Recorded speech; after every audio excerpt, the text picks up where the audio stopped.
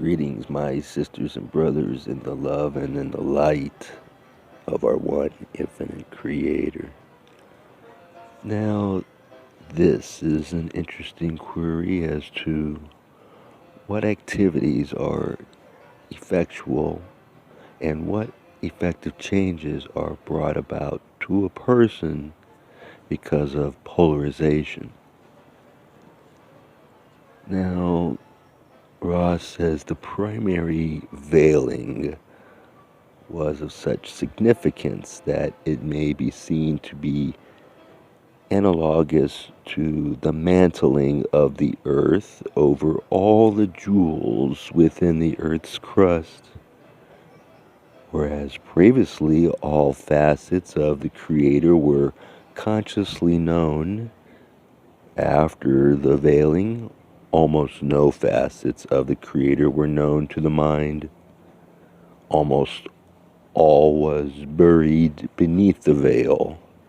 If one were to attempt to list those functions of mind most significant in that they might be of aid in polarization, one would need to begin with the facility of visioning.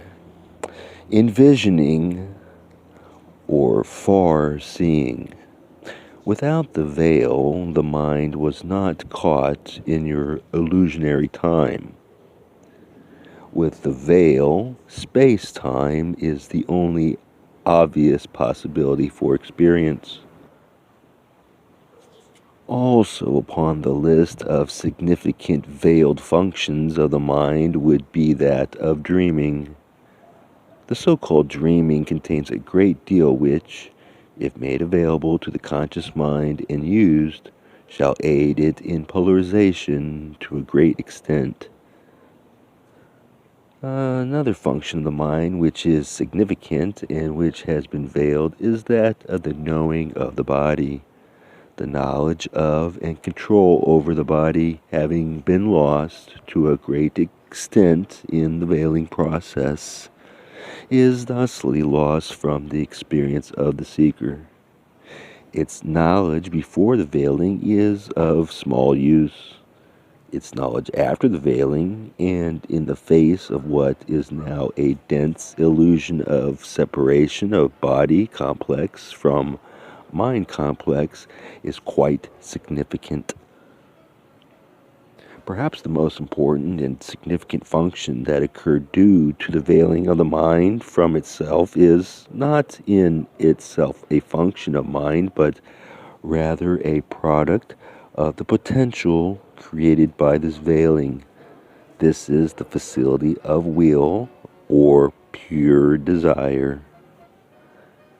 In regards to this, it may be thought, is there any loss to the mind or spirit after the death or transition, which we call death, or any impairment of either because of the loss of this chemical body that we have now?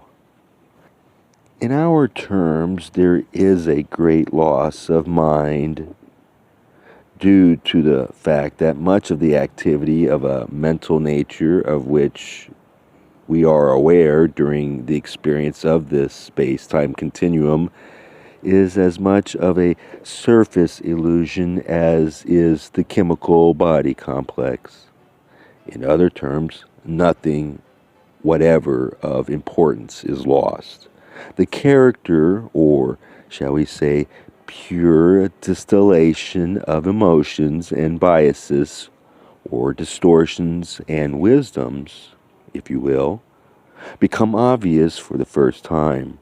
Shall we say, these pure emotions and wisdoms and bias distortions being, for the most part, either ignored or underestimated during physical life experience.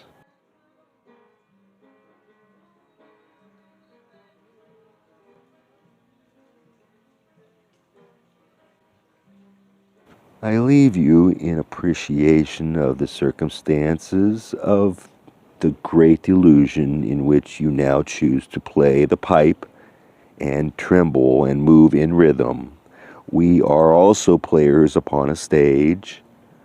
The stage changes, the acts ring down, the lights come up once again, and throughout the grand illusion and the following, there is the undergirding majesty of the one infinite creator. All is well, nothing is lost. Go forth rejoicing in the love and the light, the peace and the power of the one infinite creator.